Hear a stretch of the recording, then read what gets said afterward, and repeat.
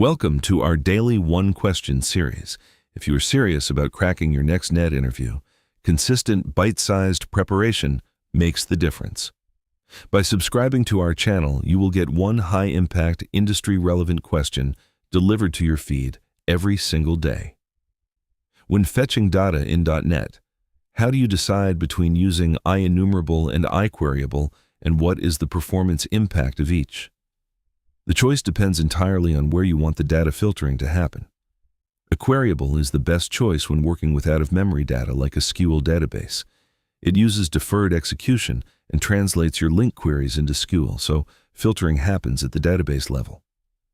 Only the matching records are sent over the network, reducing data transfer and load on your application.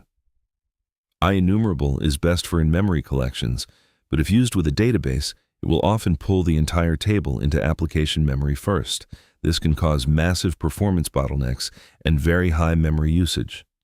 In short, use IQueryable for server-side filtering to keep queries fast, and switch to IEnumerable only when you are working with data in memory or need client-side logic. Why is this important? As applications scale blindly, writing link queries without understanding the provider is a leading cause of production failures. Interviewers want to ensure you will not accidentally crash a server by loading 10 million rows into memory just to find one user.